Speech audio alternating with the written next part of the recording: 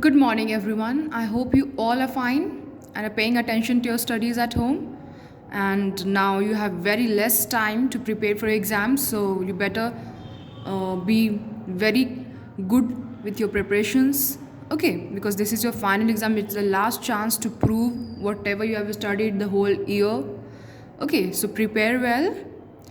Now, today once again we'll see the last chapter of your book, that is direct and indirect speech. Okay, so let's start. See here. There are two ways to report what someone says or thinks. कोई क्या कह रहा है या क्या सोच रहा है उसको रिपोर्ट करने का, उसको बताने का, ओके, दूसरों के सामने उसको प्रेजेंट करने का दो तरीका होता है. Okay, that is first one, using a persons exact words. जो भी उस इंसान ने बोला है उसके एग्जैक्ट वर्ड्स को यूज़ करके हम बता सकते हैं उसकी बातें. ओके, जब हम ऐसा करते तो हम क्या यूज़ करेंगे? Quotation marks. ये जो कोटेशन मार्क्स होते हैं इसके अंदर उसकी एक्चुअल वर्ड्स को, उस पर्सन के एक्चुअल वर्ड्स को हम लिखेंगे. Okay, this quotation marks indicate the exact words of the speaker. इस कोटेशन मार्क के अंदर उस स्पीकर के एग्जैक्ट वर्ड्स को हम लिखेंगे और ये कोटेशन मार्क्स उस स्पीकर के एग्जैक्ट वर्ड्स को दिखाएगा. मतलब इसके अंदर जो वर्ड्स लिखे हैं, जो सेंटेंस लिखा है, वो उस स्पीकर के एग्जैक्ट वर्ड्स होंगे. Okay, example, Maria asked where are you going. Maria ने पूछा तुम कहाँ जा रहे हो. ये where are you going, Maria asked where are you going, this where are you going is under the quotation mark. So these are the actual words of Maria. Okay, now second way of presenting what someone says or thinks is putting the speaker's words or ideas into a sentence without quotation mark. Okay, दूसरा तरीका क्या है? जो भी speaker के words थे, ideas थे, उनको एक सेंटेंस में लिखना बिना कोटेशन मार्क के. Okay, like Maria asked John where he was going. Okay, now this sentence without quotation mark is indirect speech. मतलब किसी की कही हुई बातों को हम बिना उसके एग्जैक्ट वर्ड्स के यूज़ किए अपने तरीके से, ओके, किसी थर्ड पर्सन के तरीके से बता रहे हैं. So that is indirect speech. और जब हम कोटेशन मार्क के अंदर एग्जैक्ट वर्ड्स लिखते हैं स्पीकर के तो वो हो जाता है in direct speech. So this one is direct speech with quotation mark. Without quotation mark it is indirect speech. Okay, now let's learn properly what is direct and indirect. Okay, here are two ways of saying the same thing.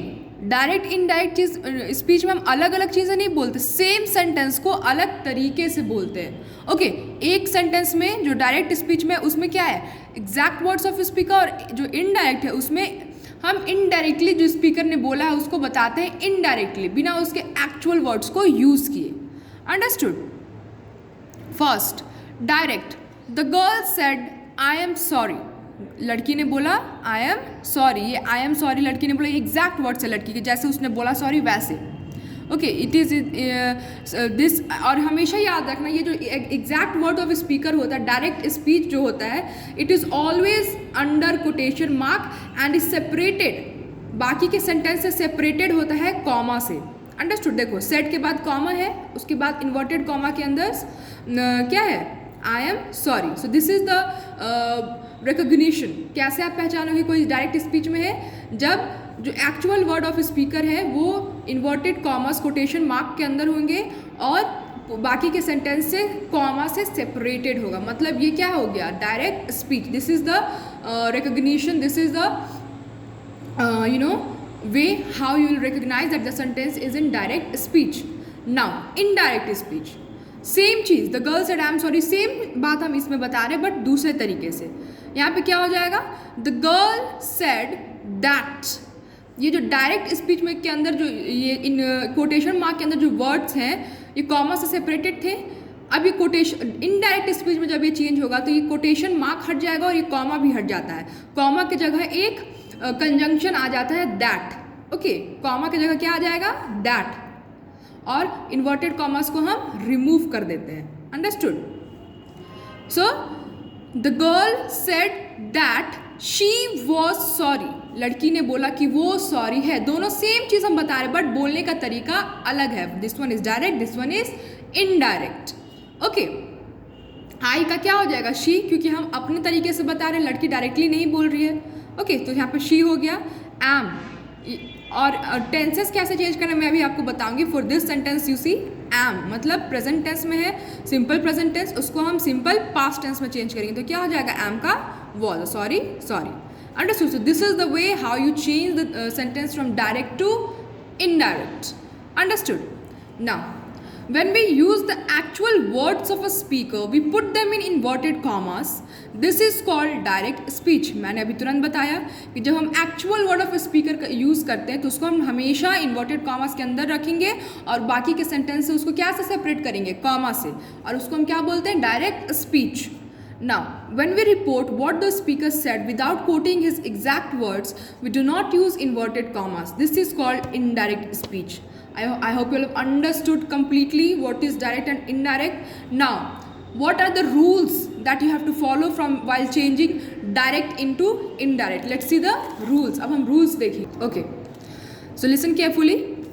Rules for changing direct speech into indirect speech. First, use a reporting verb which indicates speech.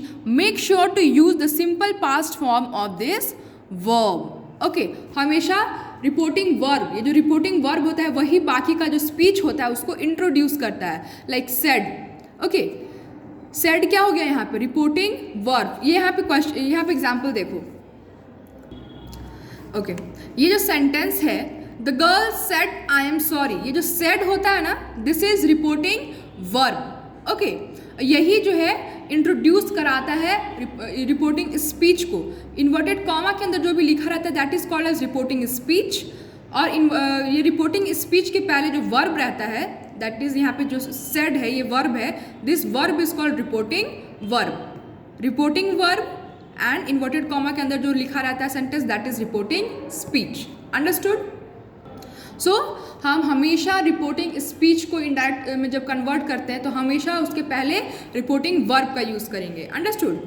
Change the subject noun first person pronoun second person pronoun to the third person pronoun. हमेशा जो first person second person या रहता है उसको हम हमेशा third person में change करते हैं। Like Ram, I am walking home, I heard you are going by cycle Priya.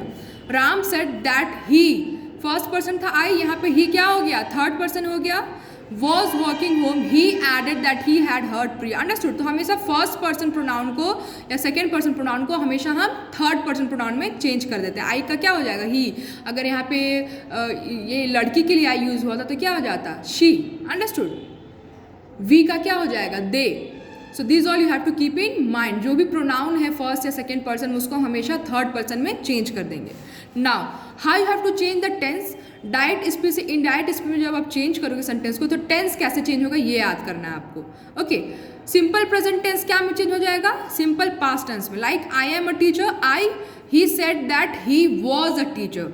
Okay, he said I am a teacher. Okay, ये सेंटेंस है, इसको अब हमको चेंज करना है इनडायरेक्ट में तो क्या हो जाएगा? ही सेड, कॉमा हट जाएगा तो दैट आ गया। दैट, आई एम का क्या हो जाएगा? थर्ड पर्सन, तो आई का ही, एम का वॉज, बिकॉज सिंपल प्रेजेंट को हमको सिंपल पास्ट में चेंज करना है।